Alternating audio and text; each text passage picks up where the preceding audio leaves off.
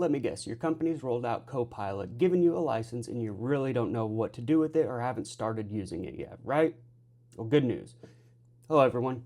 I'm Sheldon Swanson. I'm a technologist. I love technology at heart, and right now my full-time role is focused in AI and AI services. I'm also a professor at Florida State College at Jacksonville, and I wanted to start doing more AI tutorials to show you how you can use AI to further enable you at your role, whatever it is that you're doing. I've noticed that one of the biggest problems that we're having with AI is overall adoption. People have it, but they're not using it, or they don't know how to use it.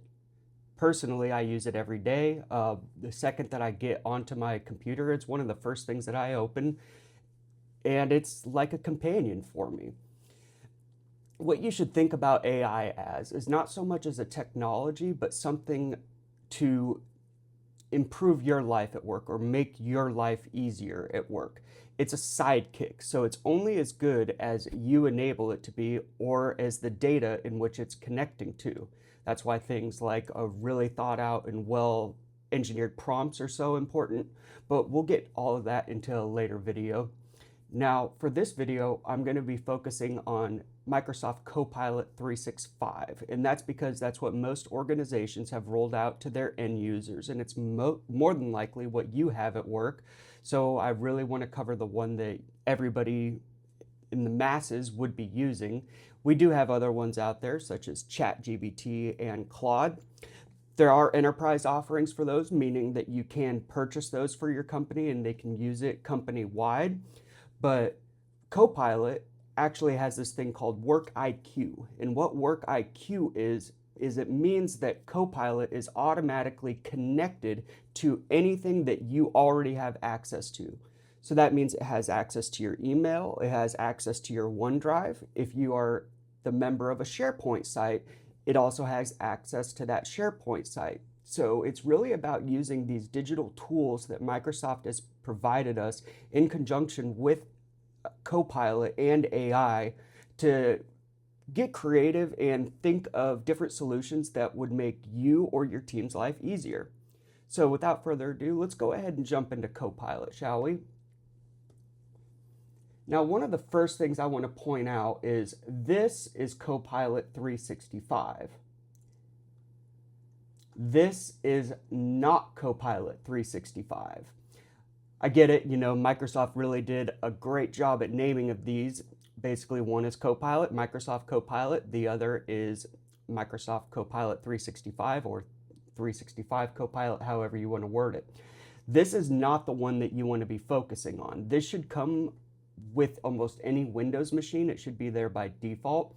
But this is going to be the one, this Copilot 365, this is going to be the one that has all the meat in it and that's really connected to all of your data.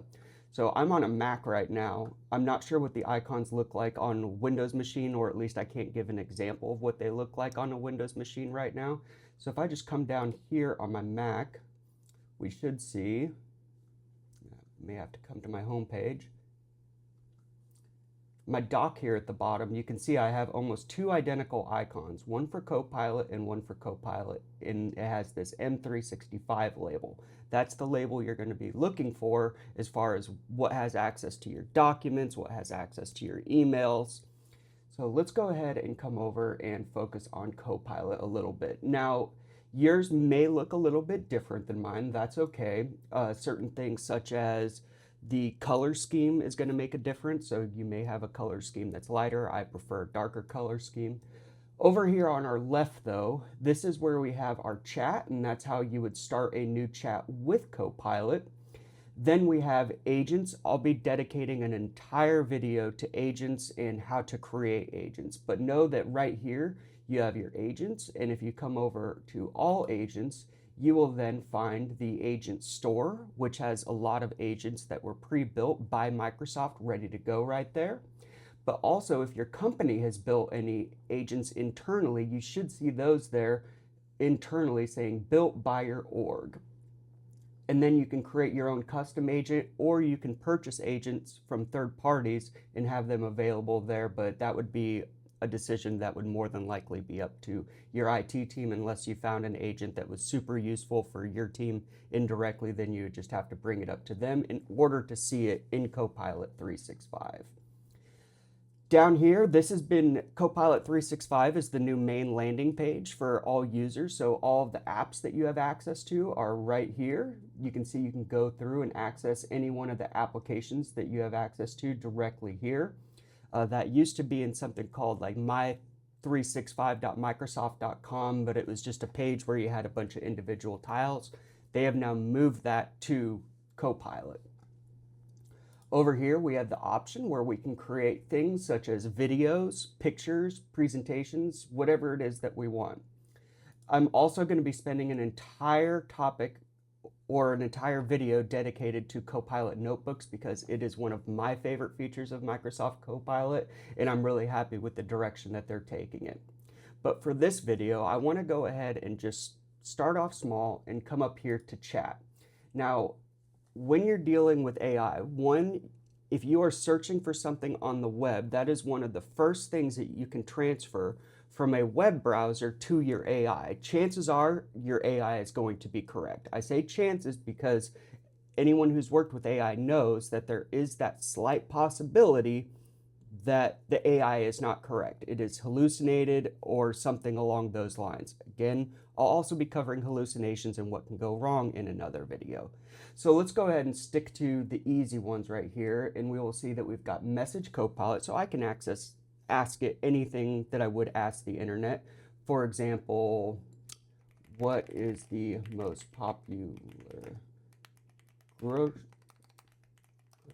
store in the state of Florida? I'm going to leave that misspelling there just to show that it will pick up what you mean by a simple misspelling. But also, this is a very generic, very easy one-line prompt. All I'm doing is asking it for very specific information. So go ahead and hit enter. And then it usually takes a minute because what AI is behind the scenes is this giant calculator, if you will. So it's designed to take inputs and then produce outputs based on those inputs. Looks like it's responded here. Let's go back here. Based on multiple recent sources, the measures store count, customer visits, and customer satisfaction, Public supermarkets, and anybody who lives in the state of Florida knows that absolutely Public supermarkets is our favorite grocery store. Now that is a simple, if I was to go on the internet and search for something.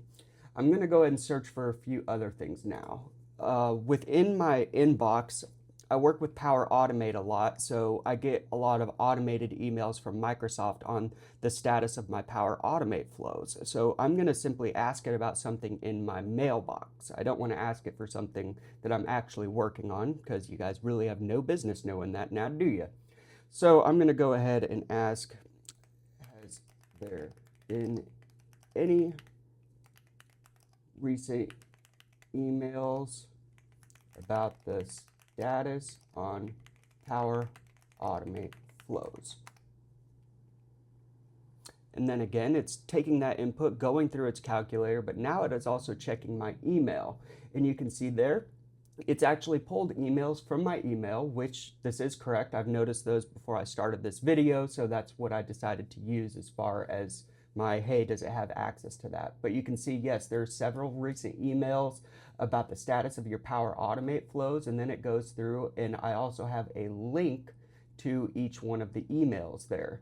So no more do you have to go through your Outlook and your mailbox searching and typing in things, or even just to get summarized on maybe a long meeting thread. Now, Copilot does have an option that is available within Teams, within Word, within Excel, but honestly, each one of those deserves its own video in itself. So I'm still going to just be sticking to the basics here, but look out for more videos. Please make sure to like and subscribe if you would like to see more. And then it's also going to give you these suggested next steps. Now, I'm also going to save prompt engineering to really write big prompts for another time, because prompting can be a little bit of a headache. You've got to give it context. You can give it examples of the output that you're looking for. You can give it resources. If I come down here to this little plus icon, you can see I can ask other agents from this particular chat about things so I can use some of their special features. I can attach files directly from my OneDrive, or I could just upload images, files, or attach content, and then Copilot will have access to that content and can answer questions about it. It also has access to your your Teams transcripts. But again, you got to remember that the meeting has to have been recorded and transcribed, and you can come in and ask it for something that took place on that meeting that you missed. I've got a real world example. I forgot who I was supposed to reach out to from a client call, and so I simply asked Copilot, hey, who was I supposed to reach out to in order to get access to X, Y, and Z system, and it went ahead and pulled it right out. So you can see this is pretty powerful in here. And again, it also has access to my OneDrive. So let me see here. Do you see a file in my OneDrive that is a PowerPoint for the AI Services Team 2026? Not sure if it's actually going to grab that because it's on a SharePoint side, but that SharePoint side I have linked in my OneDrive. So let's go ahead and see what it has here. But you can see it pulled it right up, actually. This is the exact file I was thinking of. And so it said, hey, the primary match what you're most likely looking for. Here's the file, and that is the exact file I was looking for. But notice it gave me primary, and then it also said, hey, you could be looking for this file, or that file. But I can do all of that from one particular space. Now, keep in mind, Copilot is supposed to be like your automated or your virtual assistant. So I don't really start anything until I've referenced Copilot or some type of AI engine. So let's think of a scenario here, shall we? Let's say I have a presentation coming up about Copilot that is going to be presented to an executive level. Each one of these small details that I'm giving it actually means something to Copilot. So that's where it stops being a technology and really starts becoming an extension of you and how you are working digitally. So I would say, I have to create a presentation on Copilot 365 for a group of executives to show the benefit of using Copilot at work. I want it to be light and easy to digest, but make sure you hit all the necessary points to highlight. And this is how I would kick off building the presentation, because I'm going to sit here and I'm going to brainstorm with the AI for a little bit until I have a nice outline. Once I have that outline, then I'm going to transfer to Copilot inside of PowerPoint, because I have my outline. We've already sat down, we've designed it, we've got a strategy going. Now I'm going to reference a different AI to do the implementation aspect for me. So let's go ahead and take a look back in Copilot, and here you can see it gave us a recommendation of our slides, including titles, subtitles, and what the slide's actually supposed to go over. That's what I mean when I say you should be working hand in hand with an AI every single day to do your work. So let's go ahead and summarize what we've gone over right now. So we've just kind of covered a high-level Copilot. We went ahead and did a tour around the UI. And then we threw it a couple of prompts where we was able to see that it could access my email, it could access my OneDrive, and now I'm using it to start working on a presentation. I have more and more videos ready to come out. I'll be doing one on prompting, the notebooks, how to create your own agent, and just some of the overall use cases for Copilot, depending on what your job actually is. I hope you enjoyed this video. If you do, please like and subscribe, share the video, and make sure to watch out for more to come. Thank you so much. I'll see you all later.